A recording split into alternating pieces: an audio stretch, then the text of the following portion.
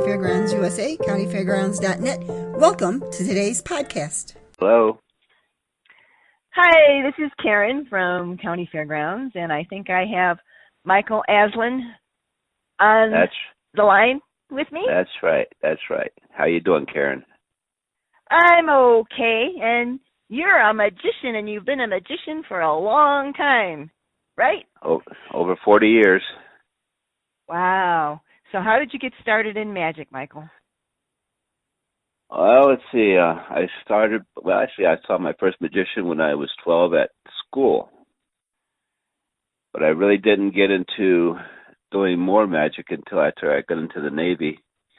And I met my first two professional magicians while I was in the Navy. And from there, when I came back to the States, after I met my wife, after we got married, we were being the poor people that we were at the time, we were in a 10 by 60 foot trailer. And every time my wife would open up a cabinet or something like a sponge ball would come bouncing off on her head. And at that time, I wasn't doing magic professionally, and she said, you're going to have to either use it or lose it. So I started doing magic professionally in California in 1976. Okay, all right. And when did you start doing, you started doing shows then too, right? My first show was actually for a little toy store that was in Pleasanton, California. And it was a lot of fun because it was something I had never done before. It was getting my feet wet, but something I'll never forget. And from there, I did a number of little shows in California around that area. Actually started building some different props for different people in that area at the time, too. And then I moved to California. And at that time, little by little, started doing more and more magic. And over that time, it just grew into the place to where I was able to perform for some very nice people, Colorado Springs Music Company, and other big groups that were out there at the time, the convention center that was out there and other places. Started doing some different shows for like the Phoenix Society, which was a fundraiser, and getting my chops as far as doing magic professionally goes. And I spent about 15 years in Colorado doing that. And then in around 1995, 96, I decided to move out to Las Vegas and started doing smaller shows around town here and throughout different areas. And little by little over the years, it's grown to the point now to where I'm doing my own show at a hotel, a small hotel, once a week. And it's an Old West medicine show called Dr. A's Magic Medicine Show. And it's one of the 2 or 3 different types of shows that I do, because I do different themed magic shows. Okay, so you do all kinds of shows. I see on your website that you do trade shows, fairs and festivals, and theme shows, and so you do all kinds of shows. And you also do something called, I saw in here, Imagination Celebration. Do you still do that? The Imagination Celebration was actually a school program that I did a number of years ago, and that's actually kind of gone to the background now. In Vegas, one of the big problems with doing school programs is that you've got other quote-unquote big-name magicians who are doing shows on the Strip who at that time were more than willing to go out to a school for free so that they could promote their shows. And so there was no money in it. So at that time, I think I did my last school show like 4 or 5 years ago now. And little by little, as I update my website, that'll be one of the things that'll probably end up going along the way out of the website. Okay, all right. So right now, though, you're primarily in the Las Vegas area, right? That's right, and promoting out to different places, different fairs throughout the country, and actually been putting together a couple of different videotapes so I can send them out to some different areas, cruise ships, and some different theme parks that are more at this time Western theme parks, so I can do the medicine show more. But it's one of the two shows that I do. I do a also do a what I call my Zoot suit show, where I wear a Zoot suit, and I use a lot of modern swing music in that show. Yeah, both shows are a lot of fun, and the main thing with my shows is that no matter who I perform before, if it's on a gym floor, if it's on a stage, wherever it's at, because I've got the backdrops, the sound systems, and if necessary, the lights that I need, I'm going to give you a show that would be worthy of any show on the Las Vegas Strip. Okay, all right. So you do fairs and festivals. Can you tell me some of the fairs and festivals you've done? It's been a while since I've done a fair. In fact, that's one thing I wanted to get back into this year. Last fair I did was in Colorado back in the 90s. And little by little, because of where my direction has been over the last year, now that I'm doing the medicine show again, and it was originally written for fairs, that's one area I'm trying to get back into again. The tough thing with the fairs is that, well, you have to get into, if you can get one person to look at your material and to say, hey, I think this might work. It's like an old boys club where one person likes you, everybody's going to like you, and you're going to get in all over the place. The nice thing about fairs is that because they're usually a week or two in length, and the way you can book them is that you can go through 6 to 8 months worth of fairs and just travel around and end up back home in a big circle. Mm-hmm. That's true. Okay, so tell me a little bit about your Dr. A medicine show, since you seem to be really enthused about it. How long is it? The show itself is about an hour long, and it was originally a half hour long because that's what fairs normally want. But I extended it because of the fact that I am doing it on a weekly basis now at the hotel I'm at. And it is an Old West medicine show. A lot of people don't realize that during the time of the Old West that there were a lot of different companies. The Haddock Medical Company, the Kickapoo Medicine Company, different people like this that would actually go out and sell their wares to their elixirs, their machines, their gadgets, their whatever they had, their bombs, their pills, and they would go to different towns and they would sell this. Now, the thing about the Old West medicine shows was that they were, originally the medicine shows started out in Europe around the 16th, 17th century, where the people at that time would be in different parts of the street and stuff, and they would sell their bombs and stuff, their mystical, magical, medicinal elixirs for anything that ails you type of thing. And it wasn't until the later 1700s, about 1765, 1800, that they came over from Europe into the country, into the United States, or into the Americas. And then it wasn't until about the 1800s that they started becoming very popular throughout the country, because of the fact that they not only sold their elixirs and everything, but they would actually bring in different people, jugglers, magicians, singers, whatever, and they would actually put on a little show, and then the guy with the doctor designation would come out and talk about his wondrous whatever he had to sell, and then he would go about and bring out the people. So it was actually a way for the people in towns at that time who might not see any entertainment for years to be able to get some entertainment that actually came through the town. And it was something that really happened there. So my show that I have now, I've actually patterned after the Old West medicine shows. I don't have other people in the show. That might come later on if I decide to extend the time of the show. But at this time, the way I've got it set up, everything flows and everything is magic. As I talk about my mystical, magical, medicinal elixir for anything that ails you.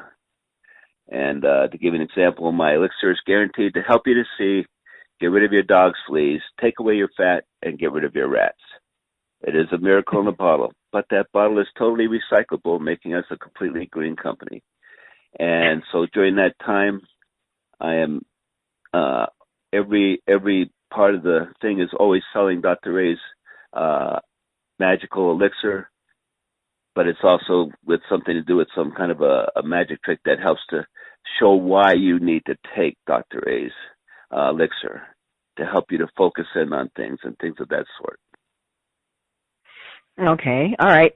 So as you go to get these shows booked, what kinds of things do you need from the area that you're going to go into? Are you self-contained?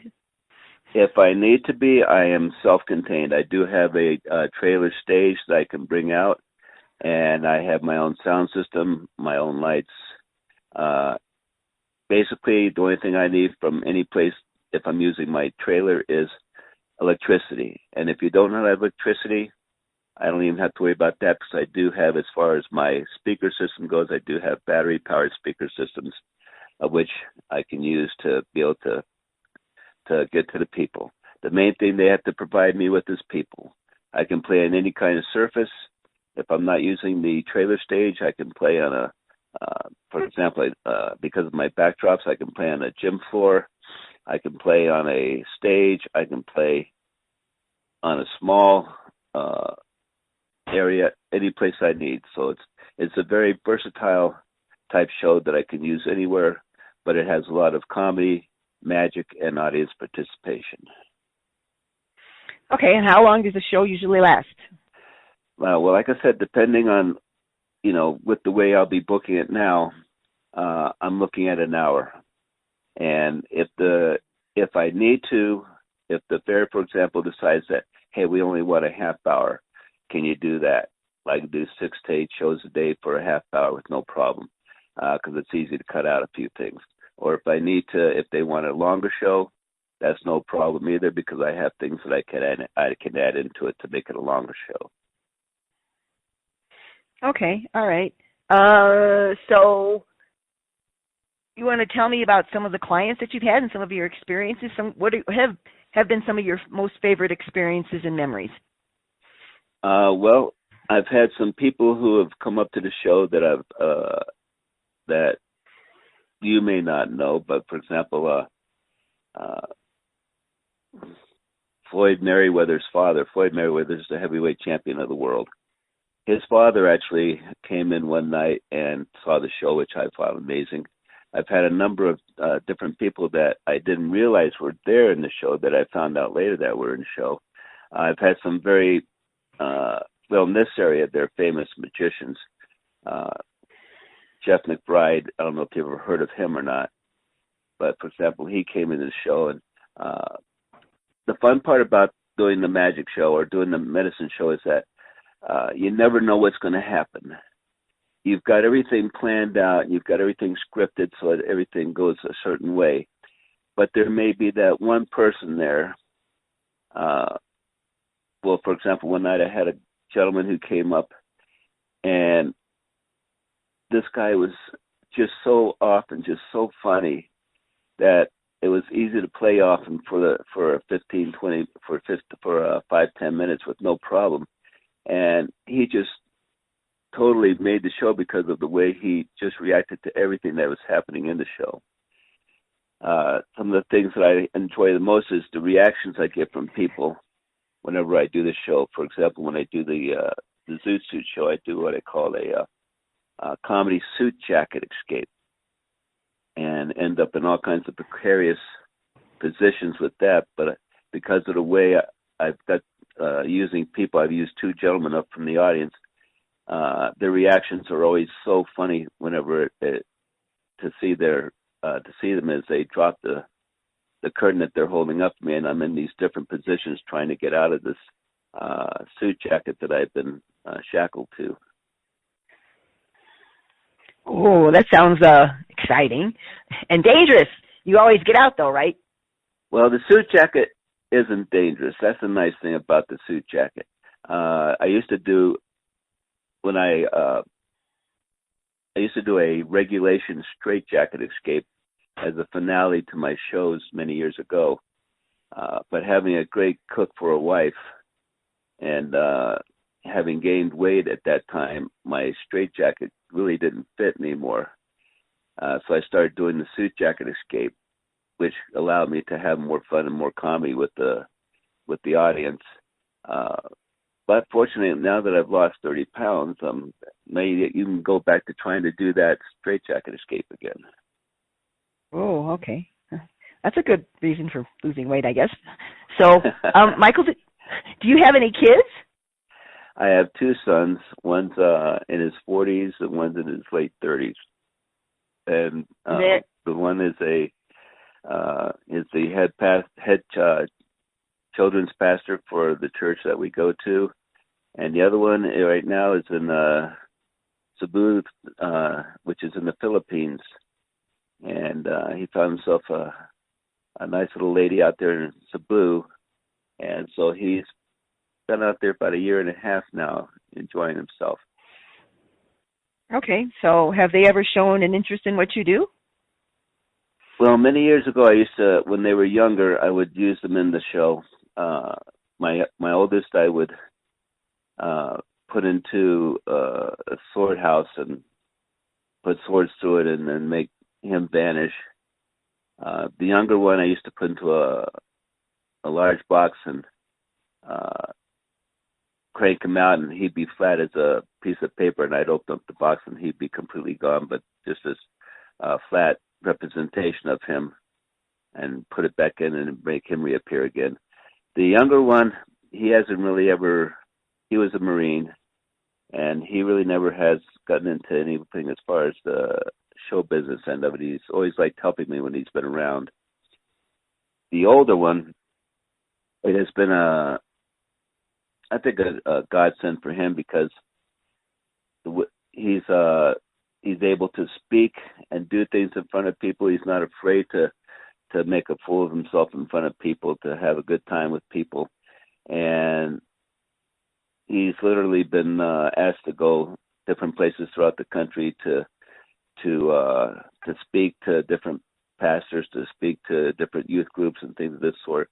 And he always has something up his sleeve that he can pull out. So in a lot of ways, it's given him that ability to be able to communicate effectively with people. Okay, so tell me, Michael, are there any places that you would like to play that you have not played? Oh, yes. Right now I've been talking to a couple of people in town here who have some small showrooms. So I would like to do the show 5 to 6 days a week instead of just 1 day a week.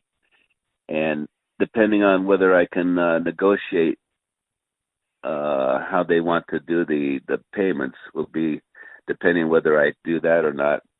And but that would give me a chance to actually stay here in town and not have to worry about going all over the place. But yeah, there's a lot of places I'd like to perform.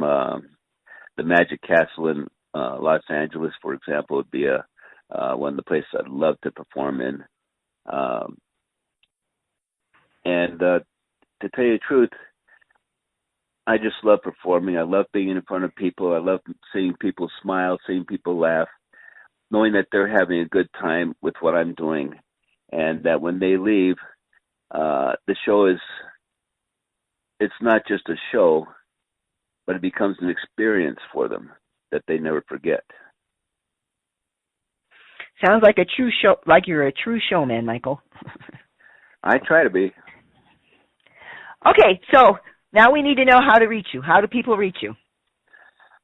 They can reach me through my website, which is www.aslanmagic.com, which is ASLANMAGIC. ASLANMAGIC.com. My email is Aslan@aslanmagic.com, which is again ASLAM or ASLAN at Aslan ASLAN Magic MAGIC.com. That's the email. They can also call me at 702-308-4626. That's my phone here in Las Vegas. So those are the best ways to reach me and get a hold of me, and I'll be more than happy to speak about any kind of bookings they need. I'm probably considered to be one of the easiest performers to work with, because I've always made it a point to never miss a performance, to never be late, and I've always made it a point to give or try to give more than my 100% that I give or I try to give during every show. Okay, well, I've enjoyed talking to you, and I hope you get a lot of bookings. Good luck, Michael. Well, it was a pleasure speaking to you. Thank you so much for allowing me to be on your show today. Thank you. Bye-bye. Bye-bye.